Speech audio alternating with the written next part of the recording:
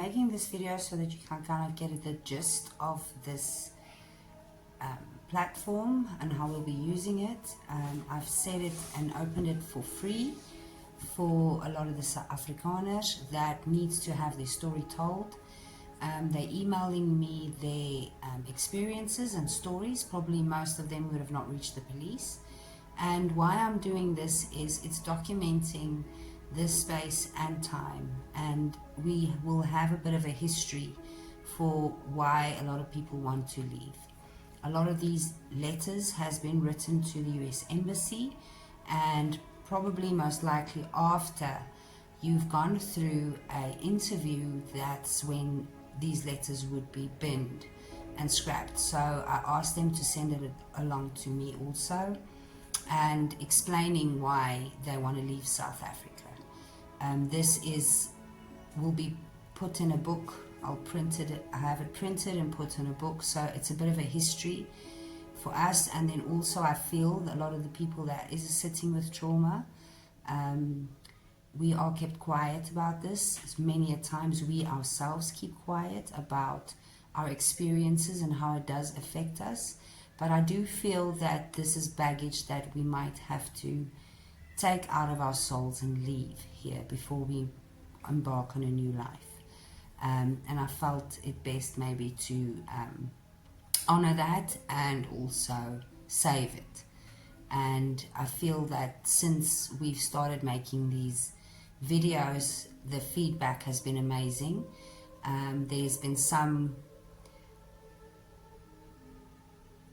I don't know how to say this, but some backlash, and it just kind of stems from the same kind of trauma that maybe a lot of us experienced in 1994, being white, when you understood that something was done and you did something, most likely against your own soul, and after 30 years that hatred is just transferred also, and that pain has also been transferred, and so it's the same loop. And I do feel that a lot of us just don't want to be part of that cycle anymore. We can't partake in it anymore. We can't see the children without schools, without an education, without support. Kids being sold for muti and black magic, and so we are hyper vigilant most of the times. The minute you leave your house, you're hyper vigilant. Inside your house, you're hyper vigilant.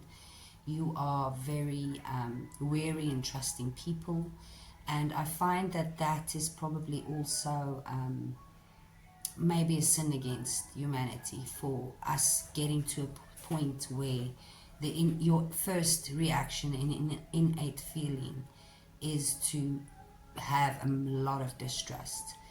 Also, on top of that, that when these attacks happened and occur to people, their livelihoods stolen, broken in, it doesn't just kind of instill inanimate objects. It comes and steals something very organic deep inside of us, something that no money can buy.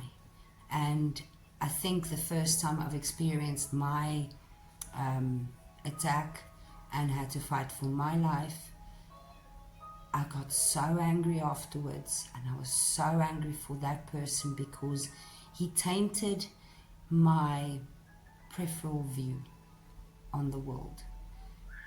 Something very, very precious was in actual fact being stolen, because that's also a process. And I think then I decided way back then that that's something you will not steal, and I worked very hard to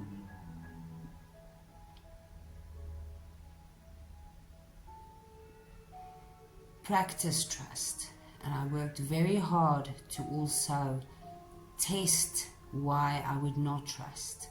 And it got to the point where we are now. I do feel very free for leaving, and I do feel very free for putting this baggage down. And I do understand also that in South Africa there is a huge amount of crime. It's not just directed to the white man, yet that on top of a lot of the laws, it's a very hard and tedious life.